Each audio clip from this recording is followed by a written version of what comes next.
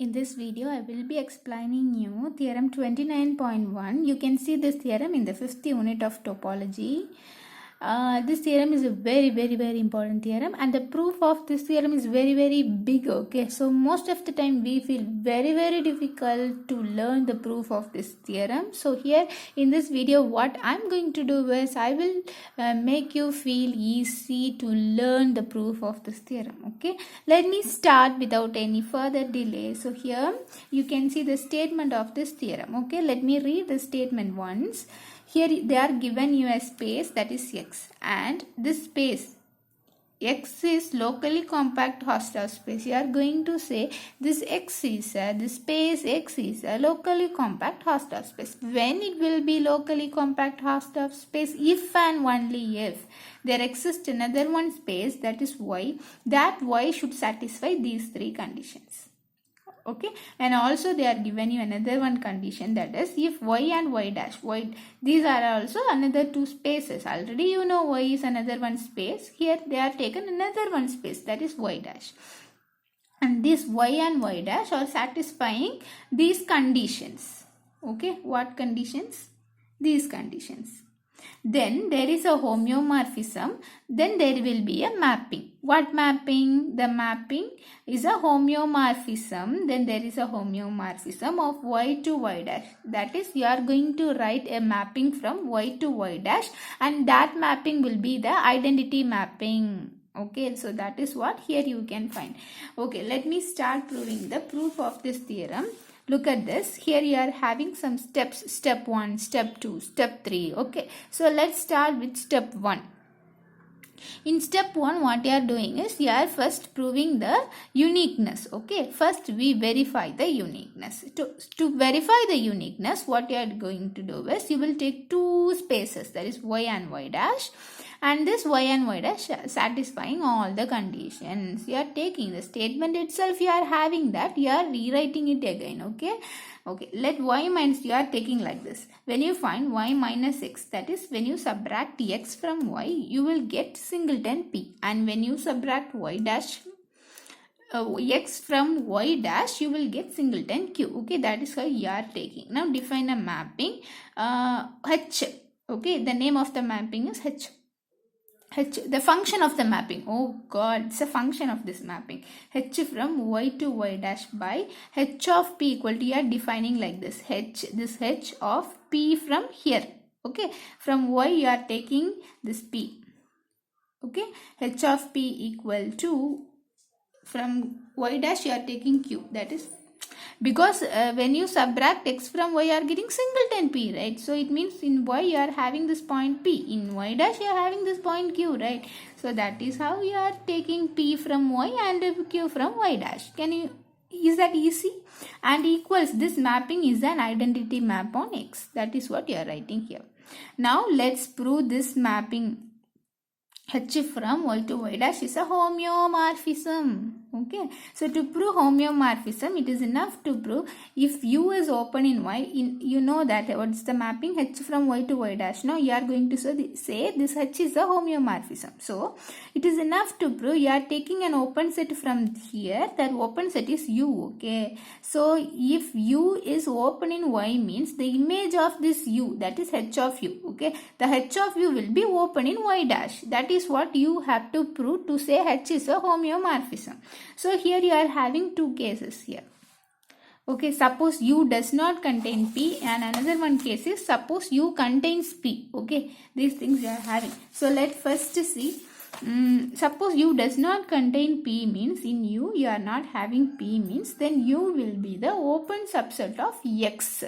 Is that clear? If U does not contain P means what happened? This U will be open subset of what? The space X. Okay, that is how you are taking. Now, if you ask me how you are saying that, sorry, I could not answer for that question right now. I have to work on it to understand what they are talking about there. Okay, so since H is an identity map, here you are writing like that, no? So H is an identity map, you are writing like this, H of U equal to U, because it's an identity map, so you can write this. Now in the next line what they are doing is, if U is open in y. Here you are taking like this, using this, at the end you will bring this. Okay, that is what the process is going on here. So first, since u is open in y, okay, that is how you are proceeding. Here you are having u is open in y, okay, and this y is contained in x. This y present inside x. Okay, is that clear? Therefore, in the next line you can write u is open in x. Okay, look at this sentence again. U is open in y and this y is contained in x. Therefore, what you can write? U is open in x. Okay, is that clear? Now in the next line what you can write? What u is open in x. Now in the next line you are using it. Since u is open in x and you are talking about x now. X is open in y dash, or you can say x is a subset of y dash. Both are okay. Okay, this x is the subset of y dash. Here one thing you have to notice, y is contained in x and this x is contained in y dash. Is that clear? Okay. Okay, let's see this line. U is open in x and x is open in y dash. Therefore, in the next line you can write u is open in y dash. Is that clear? U is open in y dash. Now, just before you wrote h of u equal to u. Right, so you are using that in the place of u. In here you are writing h of u is open in y dash. So you proved it. Now suppose in the next what here in this case you proved u does not contain p. Now you are going to prove if u contains p. How you are going to prove? That is the concept. Okay, let's see. Suppose u contain p. You are having, if u is open in y, no? So u is open in y. There you are having, here you are taking like that, u is open in y. So here what you can write? If u is open in y, then this y minus u will be closed in y. Is that clear? You are giving name to it. Y minus u is closed in y. For this you are saying c equal to this. You are saying for our convenience. Okay, because we all the time we could not put y minus u, y minus u, y minus u, right? So for our convenience, you are putting y minus u equal to c. Okay, keep this as it is. Okay, here look at this. U, I hope you can understand this line. U is open in y means when you subtract u is open in y. Okay, y. When you subtract this u from y, that remaining will be closed in y. Is that clear? Okay, so that is how you are writing. And then you will talk about this y. This y is a compact. Okay. So if y is compact means how you can say this C is closed subset of a compact space. Right? Am I right? So by a theorem, closed subset of a compact space is compact. So now you can say this C is compact. Can you understand? Okay, here you are having C is closed in Y. This Y is compact. Therefore, you can say what? C is closed subset. The C is a subset of Y. Okay, it's a closed subset. So you can say C is the closed subset of a compact space Y. Right? So you are having a theorem, closed subset of a compact space is compact. Therefore, you can say C is a compact. C is compact in Y.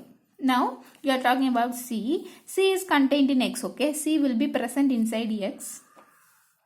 And C is the compact subspace of X. Just before I told you, you are writing that again. And then you write about this X. Okay. This X is a subspace of Y dash. So now what you can say, C is the compact subspace of Y dash because X is the subspace of Y dash. That is what you are writing. So in the next line, C is the compact subspace of Y dash. And here, Y dash is a Hausdorff space. In the next line, you will say this Y dash is a Hausdorff space. It is like chain. Can you understand that? First you are saying C is closed in Y. Then you will talk about this Y. Okay. And you will say C is contained in X. And you will talk about this X, then X contained in Y dash. Right. Now after that you will talk about that Y dash. Okay. This Y dash is a Hausdorff. Therefore C is compact subspace of a Hausdorff space is closed. There is a theorem. You are using that. Using that theorem, now you can say C is closed in Y dash. C is the compact subspace of Hausdorff space y dash. Therefore, from this you can say C is closed in y dash now. So if C is closed in y dash means when you subtract C from y dash, that will be open in y dash. Okay, so that is what you are writing. C is closed in y dash. Therefore, this y dash minus C, this C will be open in this y dash. Okay, here you have to make it clear. Y dash minus C open in. If you are not having proper understanding, you may get confused. You look at this y dash minus C means what you have. I am giving you a hint to not to forget this. Okay, to avoid confusions, to write this. Okay, so here y dash minus C means you are going to write, you don't have any confusion on open or close. That point you have to be clear. When you subtract C from y dash, that will be open. If C is closed in y dash means when you subtract this y dash, subtract this closed set from this y dash, you will get a value, get something, right? That something will be open in y dash, this y dash. Okay. Okay, now you can say you are putting name to y dash minus C is equal to h of u. You are giving name to it. Okay, h of u is open in y dash. Okay, that's it. You proved it. U is open in y, h of u is open in y dash. You proved it in this case also. Now let us pass on to step 2. In step 2, what you are taking x is locally compact Hausdorff space. You are assuming like that because you will use it. Okay, so you are assuming like that, and what you are going to do next is you are going to construct the space y. How you are going to construct it? Let's see that. Take an object. You are taking an object means here is you are taking an element. Okay, so that is what they are writing with the word object to confuse you. Suddenly if you see the word object means you may think, oh my god, from where I got this object, right? So to confuse you, they are using that word. They are just taking an element. Okay, that element should not be in the space x. That kind of element you are choosing, that kind of object you are choosing. Take an object that is not in x, and that object is denoted by the symbol infinitive. Is that clear? And you have to adjoin it to x. That object you are having now, no, you have to join it with the space x. After you join that, you will get something, and that something is the space y. Okay, let us read the sentence again. Take an object that is not in x and denote it by a symbol infinitive and adjoin it to x to form y. Is that clear? Now, what you are writing this? Just writing that in the form of, here you are writing it with a sentence, and here you are writing with a mathematical way, I can say, right? So y is formed. How y is formed? You have joined this object with x. So x union infinitive.